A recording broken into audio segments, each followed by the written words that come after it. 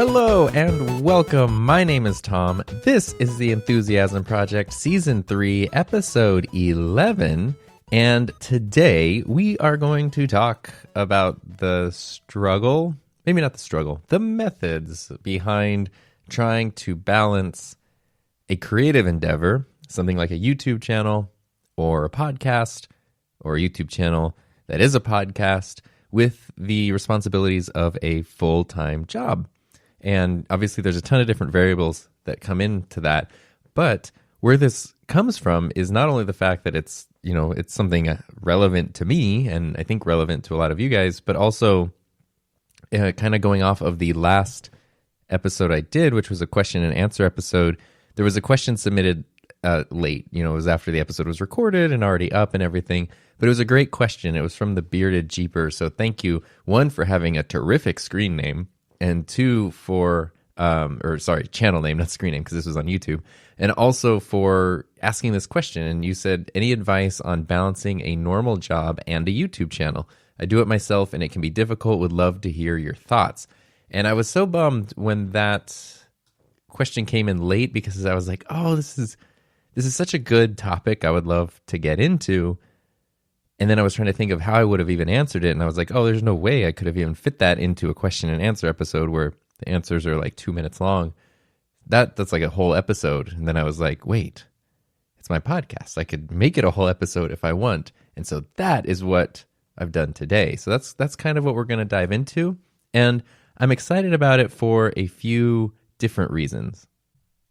Namely because I think I've gotten okay at balancing it.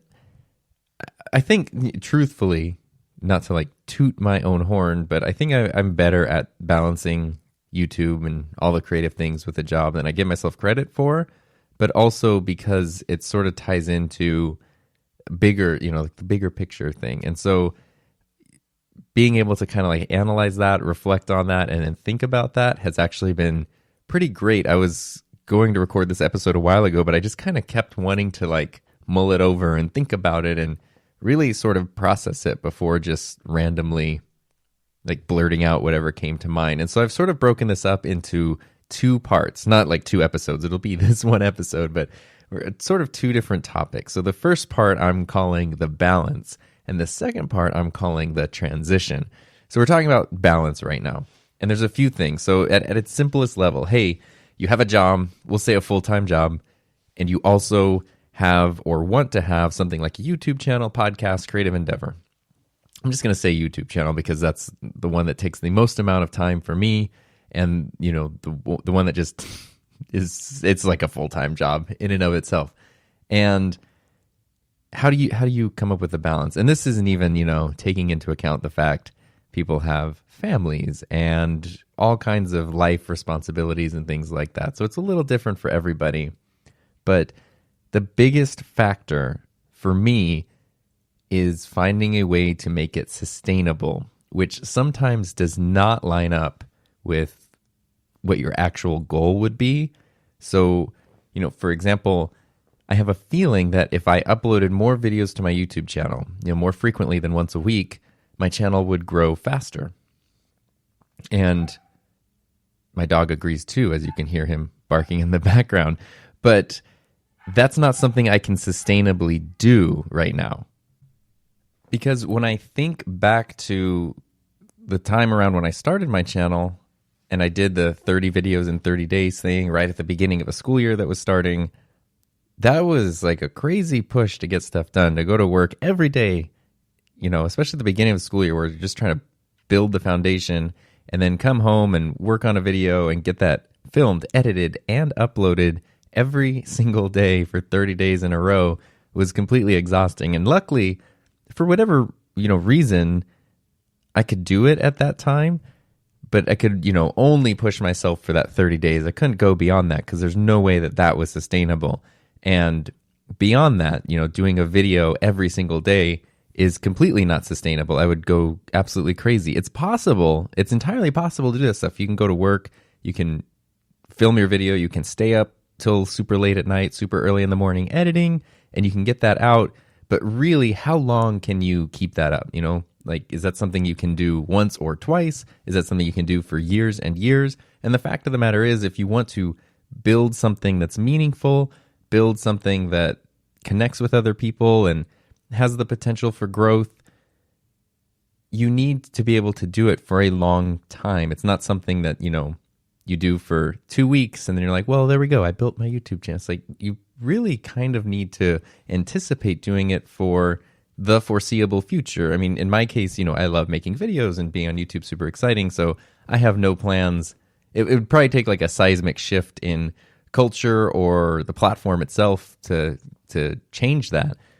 And that's sort of how you need to go into it if you're serious about it. But I'm assuming that this question is coming from someone like the Bearded Jeeper. I know your channel is just at around the 5,000 mark, which is huge. So congratulations. But also, like, that's where, it's a lot of work to build a channel up to that size, to maintain a channel of that, to continue it to grow.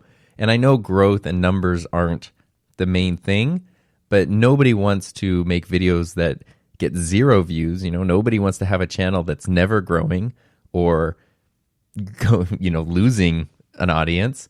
You want some type of growth. It just necessarily shouldn't be all about getting the growth and the numbers.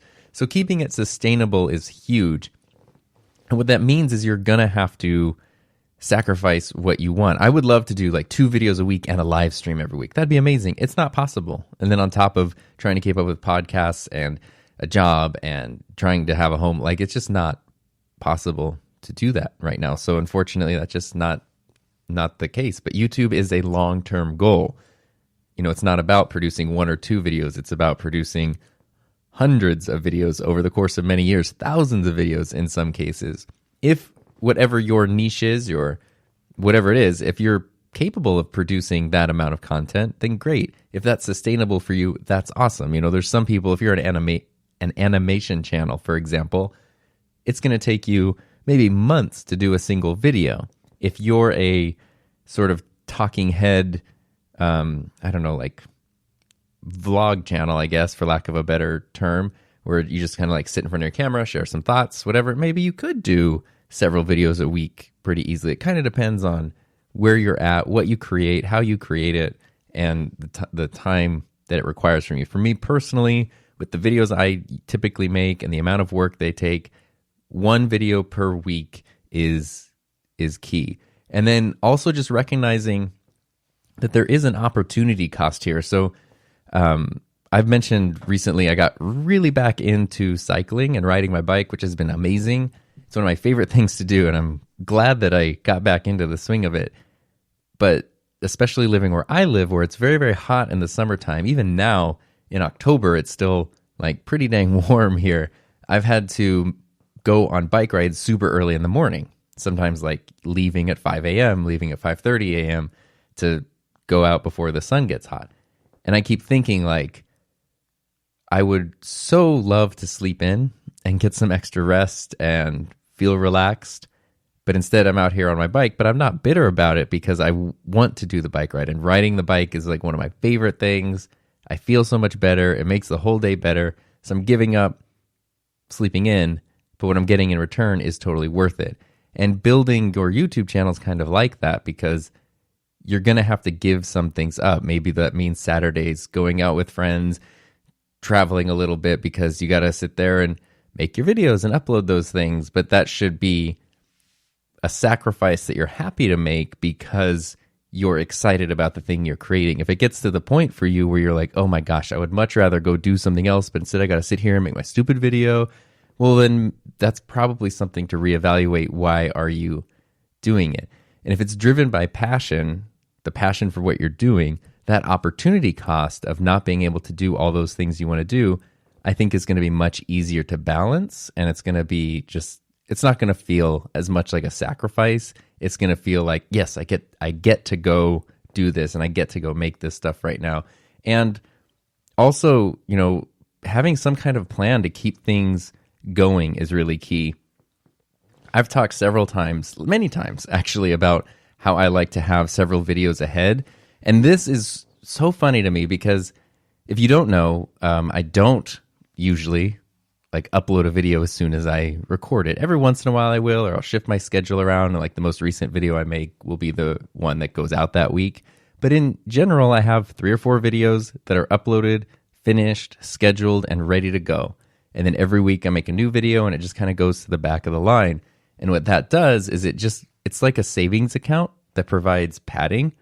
So I know that if something happens, I need to take a break, I get sick, something gets super busy, there's still a cushion there. And my channel will continue to sustain itself, not just for 1 week or 2, but for several weeks without me really having to, I don't want to say without having to touch it, because like I'm constantly like working on things and fixing things and, you know, interacting and, there's a lot of activity that's not just uploading a video on a channel. But in terms of uploads and new content, it's self-sustaining for the most part. And I just need to keep like putting a new one at the end of that line, which still means I got to find time every week to produce a video. And if something does happen and you use one of those videos up, it's kind of like a savings account. You dip into your savings. That's great. But now you got to work a little harder to rebuild the savings afterwards. And it's sort of the same thing. And to get to that point, because I was doing 1 video a week for about a year, and then it was, when the heck was it? It was almost 2 years ago, actually over 2 years ago. Going into the summer of 2018, I had done about a video a week for almost a year, and I didn't realize how stressed out it was making me. I thought my job was making me stressed out, all these other things. I didn't realize my YouTube channel was, because that was supposed to be a source of fun. And I realized that trying to get that video out every week, I think Tuesday was my upload date at that time, I was just really kind of feeling stressed, because every weekend just had to go to making a video, and Tuesday's right at the beginning of the week, and it was just like, oh, I gotta get this video out on time, work Monday, sometimes even finish Tuesday morning, like that kind of thing. And that took a toll on me that I didn't even realize was happening. And so what I did was I sort of reevaluated. I didn't like feeling like a cog in the machine. And so for the next year, I just uploaded a video whenever I wanted. So typically, as soon as I was done with it, I would click upload. If that was Sunday night, cool. If that was Wednesday afternoon, fine. Saturday morning, whenever, I would just upload it right away. And still, that evened out to be a video a week, usually.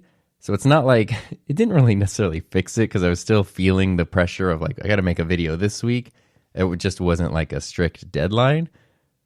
But then last summer, the start of 2019, I took, since I'm a teacher, we went on summer break. I had a little bit of time, and I decided the beginning of that, I spent like 2 weeks, and I just worked really hard to make, 2 or 3 videos a week. So the ones that were going out, and then also starting to build up this savings account. So in order before you do for it to work, you do have to kind of put in that extra energy and that extra effort to build up that savings that's going to act as the padding and the cushion for, for the future.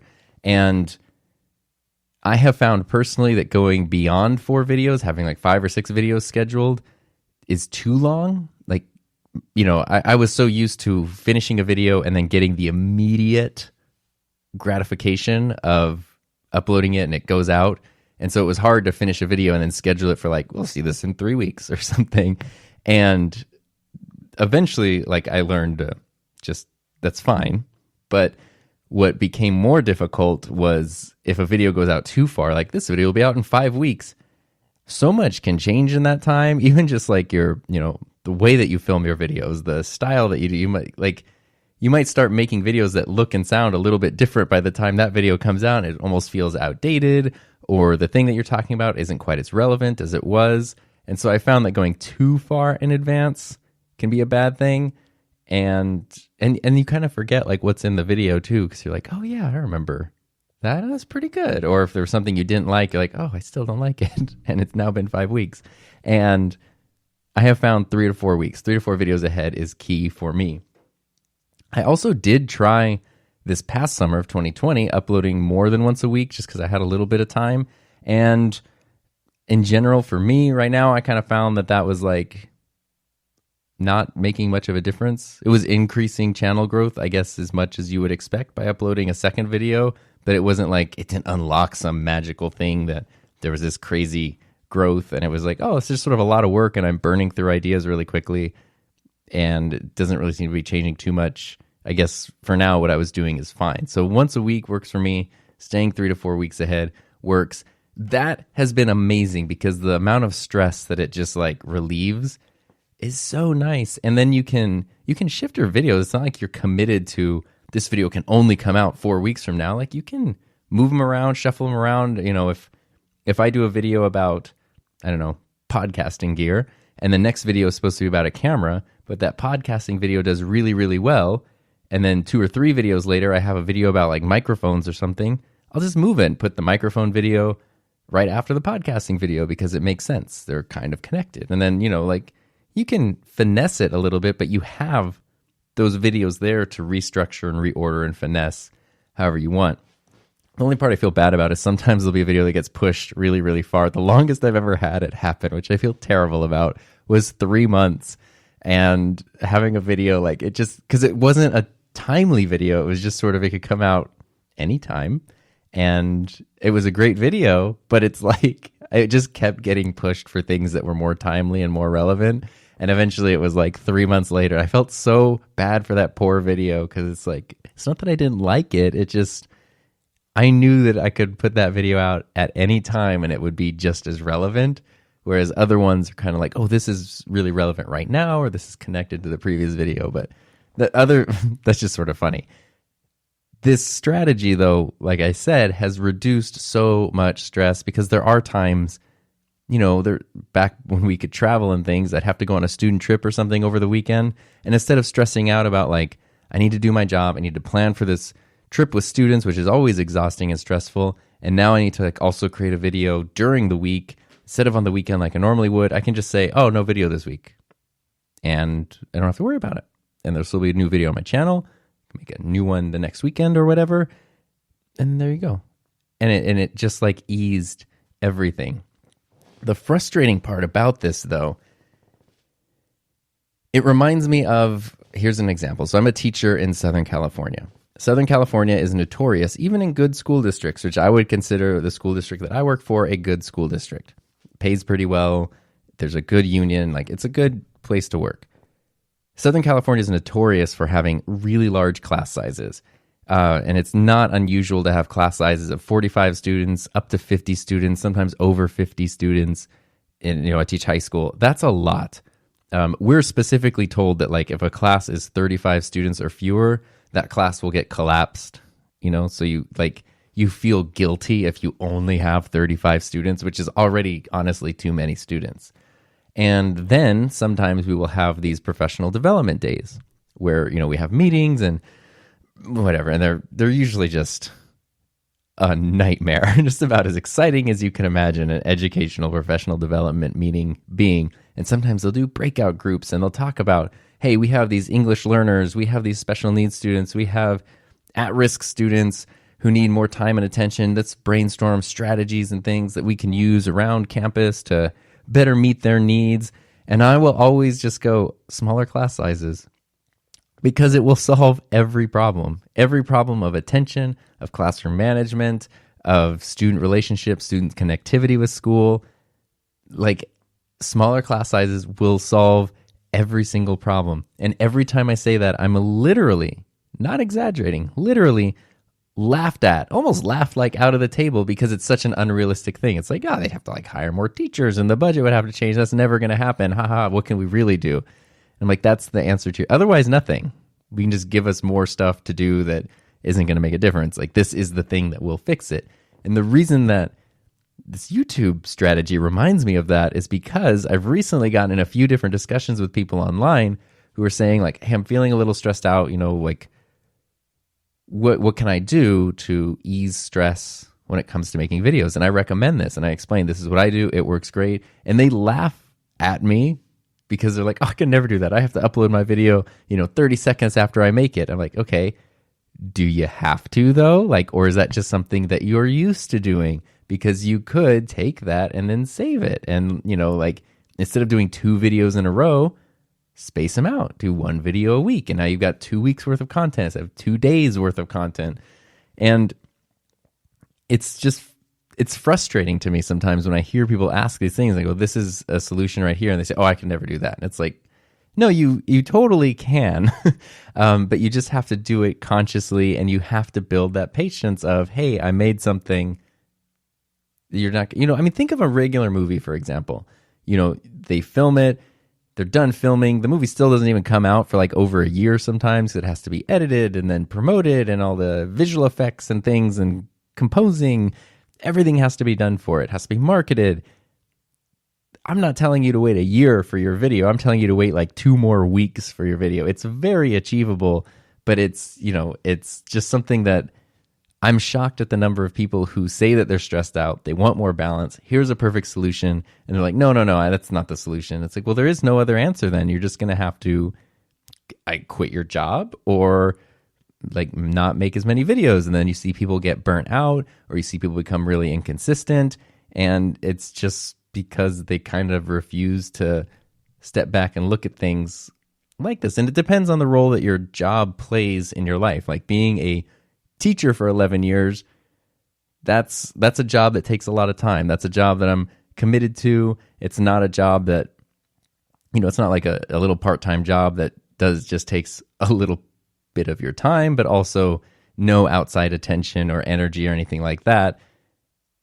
So, depending on what your work situation is, that's also going to affect your, independent creative strategy as well. But I will just say how helpful this method has been for me, and how frustrated I am when other people who are stressed out and feeling like I felt, and I know how unhappy and uncomfortable that was, and there's this perfect solution, and they don't even consider it, and that's annoying. So just at least take the time to consider it is all I would imagine. And now when it comes to then scaling things up, I've kind of reached the point where I can't go any further.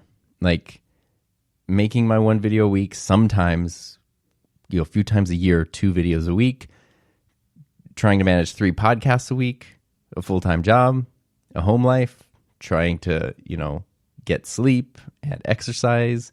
Like that's it. I have no more, I'm maxed out. And so I said that doing 2 videos a week didn't really change anything on my channel. And it didn't, but I would bet that my channel would grow more if I did like 3 or 4 videos a week. But that's just something that's just not possible at all. Like that would have to be doing my channel full time, which then is something that I've been getting asked about a lot more. So part 2 of this, which is the transition, I wanted to go into the thought behind when, if ever, somebody should consider making their YouTube channel their full-time job, making that jump, leaving your traditional job for your YouTube channel as a full-time job. Because I have a lot of thoughts about that and some interesting realizations, maybe some helpful perspective, because that's the next thing. You get to a certain point and, the goldfish has filled up its tank and it can't grow anymore, and it's like, okay, do you just leave it there and that's it? That's how it's just going to be? Or do you try to make more room for it somewhere else, meaning that you gotta get rid of stuff that's been there before? Is that safe? Does that make sense? And so that's what now will transition into part 2. We'll transition into the part of this episode that I'm calling the transition, which basically is not only balancing your YouTube channel with your full-time job, but also considering or thinking of, is it ever something you would want to do to leave your full-time job and make your YouTube channel your new full-time job? And obviously there are quite a few different things to consider with a decision like that. For example, just asking yourself, why are you even asking that question? Like, is it because you feel compelled to or obligated to? Is it something that you actually want? Very importantly, if you were doing your creative endeavor full time, would it end up making you like hate your creative endeavor? And that's a huge thing to consider. But if you're finding that friction between your full-time thing and your part-time creative endeavor, which is now slowly taking up the time of a full-time job, those are just things to kind of consider. And it's something that I've been thinking about a lot just because, I guess it's just a natural thing to think about. And it took me like a really long time, because I've never admitted it to anyone else, let alone myself, that I actually do want to do this full time. And that just feels unrealistic, I guess maybe would be a word, or scary, or something to admit, or it just feels, I'm much more comfortable saying, yes, I want to be a teacher. It just sort of like fits in the structure of the world a little more easily than I want to do my YouTube channel full time. And not only do I want to do it full time, but I want to do it full time on my own terms. And that's been an interesting revelation. So that's also where I sort of wanted to take this discussion today, because I think that not only do I just like need to work through it, and you guys as my therapists are cheaper than paying for actual therapy, but also because maybe listening to me work through it is going to be helpful, or, gosh, maybe you could just offer some insight to me too. But thinking of transitioning from full-time to part, it's not like, oh, I'm going to go quit my job right now, but just thinking ahead and going, okay, I was looking at my teacher retirement, and it's like, hey, you got 19 years left to retire. Okay. Do I want to keep doing this for 19 years? On the one hand, having that kind of job security is kind of amazing. The pay is fine. The benefits are great. The schedule has the potential to be good. Sometimes it also has the potential to be terrible. There's definitely stereotypes about the schedules that teachers work that are not accurate. We'll just basically say that. But and sometimes I'll have students who will even say something like, oh, Mr. Buck, like when I have a kid, I'm going to send them here so they can be in your class, which is like one of the sweetest things somebody could say. It's just such a nice thing to say. But also I understand what they're communicating. But in my mind, I'm like, oh God, I don't want that. By the time this high school student has a kid who's in high school, I don't want to still be sitting here doing this exact same thing. So in my mind, in the next 5-ish years or sooner, I would like to transition to something else, just for the protection of my own sanity, just for a lot of different reasons. And so what does that look like? How can that happen? I don't know if that's possible or not. I don't know if that's something that is possible or not. But I think that, let's put it this way, since I've admitted that to myself, having it as a concrete goal, an actual thing to shoot for, sort of feels different and feels a lot better than just this thing that's like, oh, well, I mean, obviously, if for some reason my YouTube channel made $1 million a month, like I wouldn't think twice, about, of course, but that's not a thing that's going to happen. So what does need to happen? It's kind of like when I was in the debate of putting ads on my videos. If I was going to make $100 a month, it wasn't going to be worth it to me. If I was going to make $100,000 a month, of course that'd be worth it. And so kind of like scaling back, where is it? And what I said was, I'd put ads on my video if it would bring in a life-changing amount of money, was the term that I used. And so what is that? Is it $200? Is it $10,000? And I kind of, for me, figured out like, well, I consider YouTube to be something I do for passion, for fun. It's a hobby, I guess. I don't expect to make money off of all my hobbies. Talked about riding my bike. I'll spend money on the bike, money on the bike shoes, money on the bike maintenance, but I don't expect like, now the bike is going to earn me money. No, it's not. It's the enjoyment of the hobby. But if the YouTube channel ads I thought could bring in $500 or more a month, that's pretty big. Like getting an extra $500 a month is something I would consider a life-changing amount of money. And then beyond that. And so, there's kind of these gauges here on when something makes sense. And so my YouTube channel, through ad revenue, through affiliate links, that's really it, actually, because I don't really ever do sponsored content. You've heard my ethics statement. Like, no companies are going to agree to that, or at least have not agreed to that yet. So it's mostly just affiliate revenue and ad revenue. But it's been growing from, I was trying to look for my little notebook here. But at the start of 2020, the channel was bringing in somewhere between $900 and $1,000 a month. And now it's bringing in just over about $4,000 a month.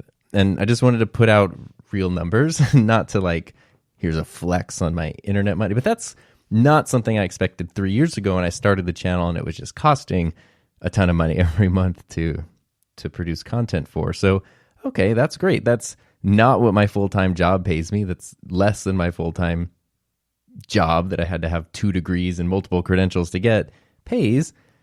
But what if it keeps going? You know, that's a pretty big increase, going from 1,000 to 4,000, or really going from 0 to 4,000 in about a year. That's a pretty big deal to me. So what do I need? What if it keeps on that trajectory? What if it gets to the point where it is about the same as my full-time job? Well, still though, my answer would be no. I wouldn't want to leave. I wouldn't want to leave my full-time job for that, because my full-time job includes a bit of security. You know, there's a teachers union, there's contracts, there's that kind of tenure. It also includes health benefits. So that's stuff that would go away by leaving it. And you could have a great month where you make tons of money on your YouTube channel, and the next month you can make no money, or there's a change to the platform, or, you know, there's so many different variables out there. So that means it's not just about making the same amount of money. It's not even about making twice as much. In my mind, it really wouldn't be feasible until I was making like 3 or 4 times as much as I do for my full-time job, which there are plenty of people on the platform who make way more than 3 or 4 times as much as I do in my full-time job. I just don't know if I could ever be one of them, but that's what would really make sense, because that would cover not only just cost of living expenses, which mine aren't insane. Like, I see people do their, you know, this is my $3,000 a month New York apartment, and it's, you know, it's like shockingly tiny. And like, you know, our mortgage is like $1,500 a month. So like our cost of living is not too extreme. You know, I recently paid off my car, but before that, my car payment was $300. Like, I drive a Toyota. It's not like, you know, I'm not one of those YouTubers that's out buying like Teslas and every cinema camera in the world and just tens and tens of thousands of gear every month or every few months, which if you can do that, that's awesome. But my point is, cost of living is pretty low. Being able to cover that is pretty simple, but then being able to cover things like health insurance, which we need, because that's kind of important. And we live in America where it's just a complete mess. And then also going beyond that and being able to provide a pretty aggressive savings so that if things do go poorly, because there is less security, there's that cushion again, just like with the videos, there's that safety net to account for. So that way we're taken care of. And so that would mean I wouldn't be comfortable leaving my job until my channel was generating 3 or 4 times as much income as my full-time job brings in. But then I want to take that even a step further, because a couple of weeks ago, Heather was on the podcast that I do with Peter Lindgren, and we were talking about, you know, making a living on YouTube. His channel blew up organically in 2019, and that provided him the opportunity to make it his full-time job. And that was cool because it happened organically, and it just sort of, you know, he didn't have to choke it to life. And I've seen so many people try to choke it to life. And we were talking in that episode, and Peter was saying, I think around 25,000 subscribers, you could probably make the leap and do it full-time if you really wanted to.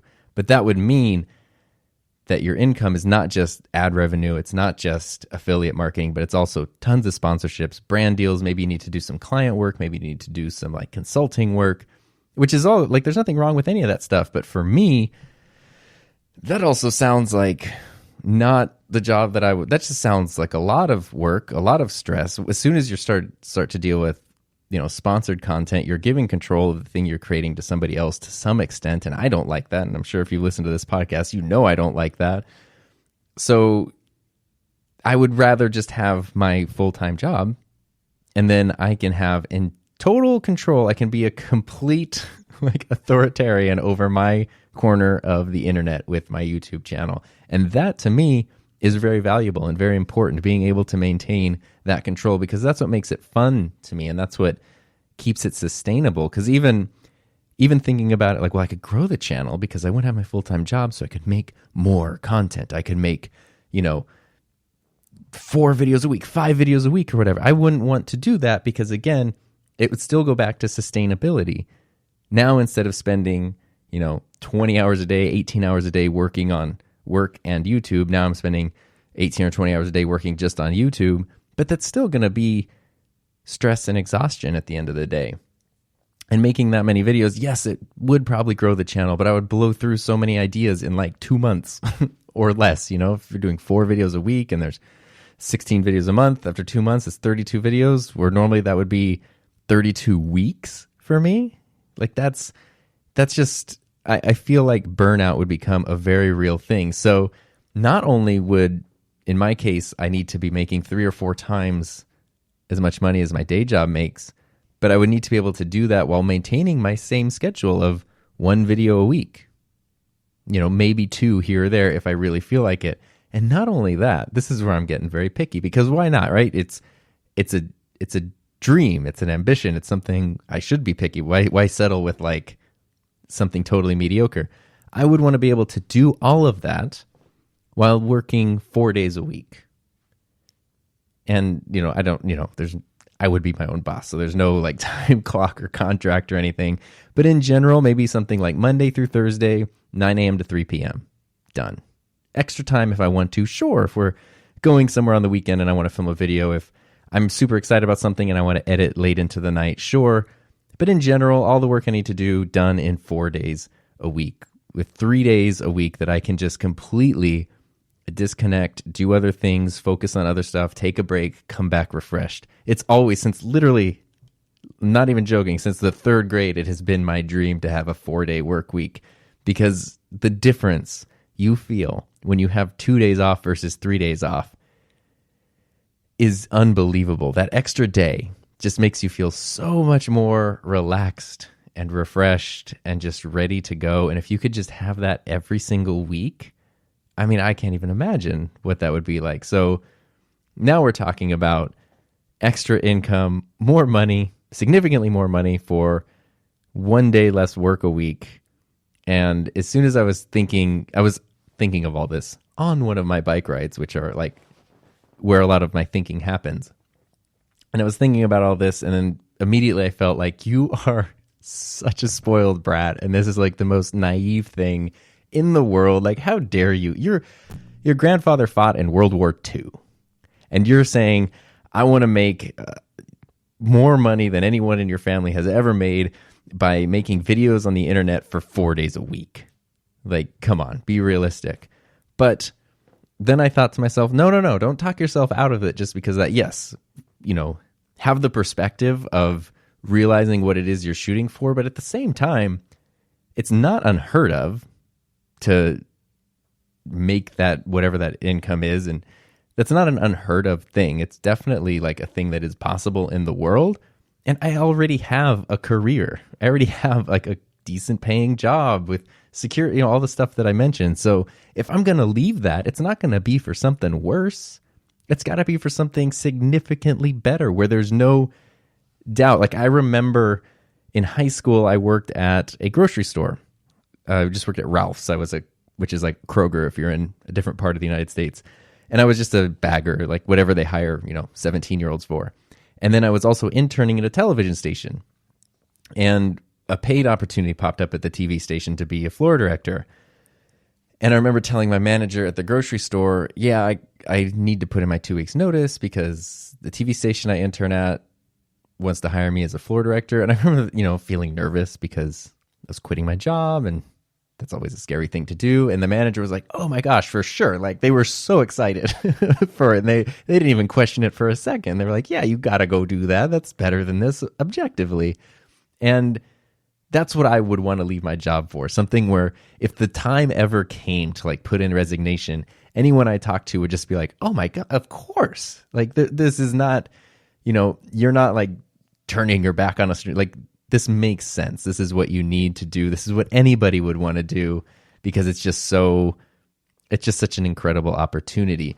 And, then I started having the thought of like, why would I deserve this? But then I realized, well, okay, yes, I am talking about, doing my own thing for 4 days a week and making good money, but I'm also talking about the thing that I'm doing during those 4 days a week is something that involves years of experience and knowledge and skill sets that I've built up to share with a wide audience that's growing and growing. And just with that in mind, right there, that's a reason for it to be valuable that's reason enough, I guess, for it to be valuable.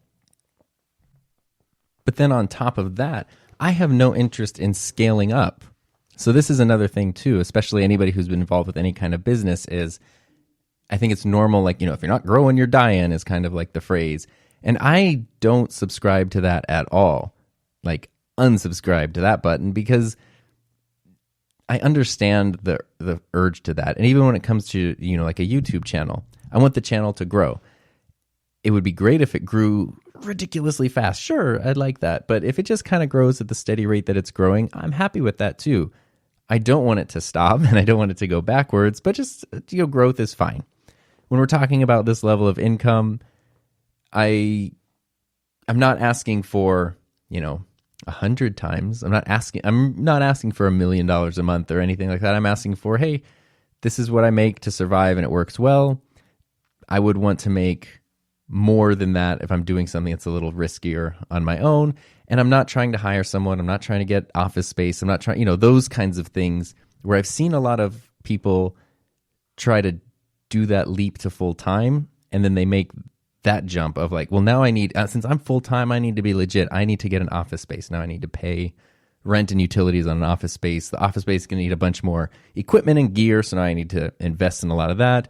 Now, I'm really busy, so I need to hire an editor, but now I need to take on, way more sponsored content so that I can pay my editor that I like. There's just so much cost that comes with scaling up that then it becomes, I think, a real challenge, especially if you do it too soon. Whereas all I'm looking for is like to just optimize what I already have. And I keep thinking of Matt Diavella, who's great. And I remember a few years ago, like now, he's a pretty common name because he's very well known on the YouTube platform. He's millions and millions of subscribers on his channel. But I remember a few years ago, before he had 1 million subscribers, when he was making the leap from doing any kind of like freelance client work to just focusing on his YouTube channel, his main source of income was Patreon. And he was saying specifically he wanted to earn $56,000 a year. And he knew how many people he needed to have sign up to get to that point. As soon as he hit that number, he was good. And $56,000 a year is pretty dang modest. And he was able to hit that goal pretty easily. And then that was it. He still stayed in his same apartment, still kind of made the same videos and stuff. And then, of course, because he's really good at what he does, it went way beyond that, way beyond that. But that wasn't the goal. That was just sort of like a happy thing that happened because he was able to sustain the thing that he was creating because he had built it in a way that was based around his needs and not trying to choke something to life before it was ready. It was organic and it was on his terms. And that's what I would want too. So yes, I want to do this full time, but not at any cost. I'm totally ready to say no and just keep it as is because I'm very happy with how things are. I'm just feeling a little exhausted and a little bit like, there's no more. I've maxed out the time that I have. And if I want to, it's not that I want to do more, actually I want to do less. And I just want to take things off the plate rather than add them onto the plate. And so in thinking of how to do that, sure, I want to design the most ideal situation for myself to do that. And yes, half of me saying this and even recording this episode is to just have myself like say those things.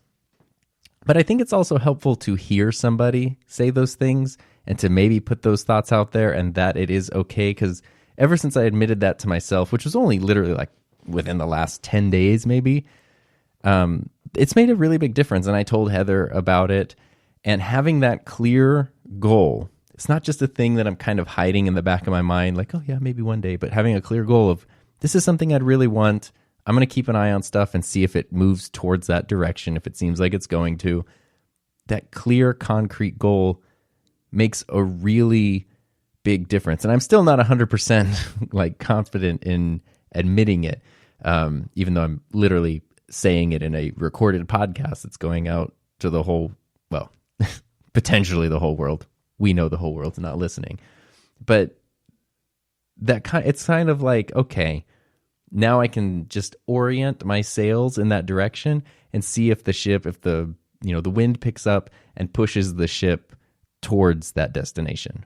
What a terrific metaphor. But I do want to go back and re-emphasize the importance of, in my opinion, this is something that has to happen organically. It's something, it's like I mentioned a minute ago. If my channel's making $4,000 a month and I go, okay, I could do this full time if I jump in and I make 3 videos a week and, 2 of those videos are sponsored. So I need to be pulling in, this much money of sponsored content. Oh, and then I guess, maybe I would need like an online thing so something people could download. So I have to like put out my LUT pack or whatever it is, my downloadable thing that people can pay for. Okay. And then, maybe I can get a little bit of client work here. That to me is not a recipe. To me, literally, is not a recipe for success. That would, I'm sorry, I'm interrupting. I don't mean to get distracted by notifications, but I just got a YouTube comment notification that I'm going to read to you right now. I only saw the first half of it, and it's one of the better comments I've gotten, and it says, "This guy is so handsome and creative with great vibes. I'm sure he's a great teacher, spouse, and colleague. We need more people like this in the world." Okay, so see, if I'm just going to get those comments as part of my full-time job, I'll take it. That's not a comment I get normally. It just really was funny as we're talking about this right now when that popped up. Sorry about that. I didn't mean to totally take things off track, but I don't want to put that pressure. I don't want my YouTube channel to become something that I despise or something that I dread because now it has the pressure of being the thing that I do full time. I want it to get to the point where it's just sort of a natural step and it just sort of makes sense. And then I can kind of step into that and it works really well. And there's always going to be the opportunity to do more, right? Because if I want to do a 4-day work week, then I could say, hey, what if I did a 5-day work week and then I did, a full day of consulting calls? So I could do, 4 or 5 calls a day, a couple $100 an hour. Boom, that would generate like so much more revenue right there. And it would, and that could be smart. But that would also then be something where I would know I would dread it that one day a week of like, oh, I'm so tired and now I got to do like a whole day of calls and I got to be like really attentive and on it, and I would rather just be relaxing. And I know that if I had my 3 days off every week where I can just sit and relax, I know that's not making money, but it's definitely like taking care of myself so that way the next week I can jump in and be really excited to make, like, I feel like I would be so happy with that and it wouldn't be so extreme. And I would love to just prove that that's possible, as naive as that sounds. I would love to just show that, yeah, you can totally do that. And I could make more money, but the goal isn't to make as much money as possible. The goal is to make what I need to, meet the needs that I have and then just enjoy. And that's it. And that's the end of it. And I think that's something we don't have enough of, is the fact that you can have enough. You don't need everything. You don't need it all. You don't need 10 times more. There can be a point where it is enough. And that would be literally the situation I described would be more than I would ever have dreamed of or considered. And so I don't know. It's something that I'm excited to even consider as a possibility to kind of aim for and to just keep my eye out and see if things are moving in that direction, because it ultimately does come from that friction of trying to balance a YouTube channel and a full-time job for several years. It's getting tougher and tougher as the channel grows more and more. And I'm just not interested really in hiring out. Like the closest thing is Heather, who's volunteered many times to help me in any way I need. She's offered to do like administrative things, emails and that kind of stuff. But even that, like, I like it when someone sends me a message, even if it's like a sponsorship thing that I'll never do, that they get sort of like a goofy message back from me. And I know that like I don't have like an agency or representation or whatever that does things exactly the right. Like I like that that's not the case. And I'm sure that's not the most efficient way to be doing things, but I really don't care. Like that's what I want to do. And that's how I am happy doing it. And so that's kind of my whole point is I only want this if it works on my terms. And I think that that's something you should consider too. What are your terms? Yes, you could make all kinds of crazy stuff happen if you do it on everyone else's terms. But what do you want on your own specific terms? How can you make that happen? Is it possible? It might take a lot longer. It might be something that never happens. But if it does, I think it's going to be a lot more fulfilling and a lot more satisfying because it's on your terms, and your terms don't have to match up with anybody else's at all. So that feels like a great place to just put a pin in that.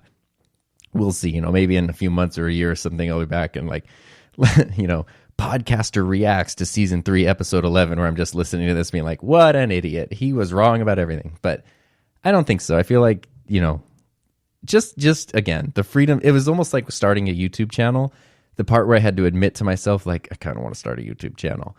This is sort of how that feels, like admitting something to myself that I just sort of feel uncomfortable admitting, like that I would like to do this full time in a very specific way that seems mostly unattainable, but also like kind of attainable. So that's interesting to just have to deal with. And much like everything else, I wonder what would have happened if I accepted that realization earlier rather than waiting, because there's kind of a theme with me, if you've noticed, is that I tend to wait, and then, okay, I accept this is how it is. And it's always like, my biggest regret is not starting sooner, not doing this sooner, earlier. Why did I wait so long?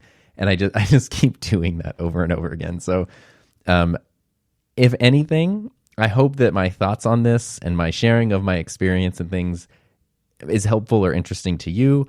Maybe it's setting you off to think on your own endeavors, how you want to balance things. There's always the option too of flipping it, which isn't something I'm personally interested in, but I know lots of people who are like, like I used to work at Trader Joe's. When I worked there, I don't know if this is the case anymore, you needed to work 3 days a week to get health insurance, which is pretty minimal. And so something like that, like, hey, I'm going to do YouTube, quote unquote, full time, but I'm going to have this really minimal part-time job that kind of covers some of the bases, brings in a little income, gets me my health insurance, but really doesn't take up any time. So instead of doing full-time job with part-time YouTube, now I'm doing full-time YouTube with part-time job, like flipping it. Not something I would want to do because I'd rather just do my full-time job. But definitely, like, there are different ways to do it, and none of them are right or wrong. It's all about what's working for you specifically. So if you have any thoughts on that, I would love to hear them. Remember, you can always leave me a voice message, anchor.fm/enthusiasm. If you have thoughts about anything, I'd love to hear them. Love to have you be a part of a future episode, but especially anything to do with this, I would really like some thoughts, feedback, personal experiences, whatever it might be, because there's no one else I can talk to about this kind of stuff. So I appreciate that. And I also appreciate like everybody who's been listening to this podcast. If you're familiar with the show, you know that I'm the worst podcaster when it comes to this stuff because I don't pay attention to the numbers at all. And like, I'm really terrible about promoting the podcast because it's just sort of a thing that's there. So I just don't pay attention to those things the same way I would with my YouTube channel. But it seems like people have been finding it. People have been sending me all kinds of great feedback. People have been listening to the episodes. And I really appreciate that, especially because it really isn't like advertised anywhere other than like a few links here or there that you kind of have to search for. So if you're listening to this, thank you. And it's kind of cool because it's almost like it's like our secret little club that we're all a part of. So I really appreciate your enthusiasm for this project. Wait, where is it? Yes, there it is. Okay, so thank you so much, as always, for sharing your time with me and listening. You can always reach out to me at SoDarnTom on all the things, or YouTube. You can just youtube.com/TomBuck. And again, super interested to hear your thoughts about balancing YouTube channel, full-time job, possibly considering transitioning to full-time. Think about it. Let me know what you think, and I will see you guys later.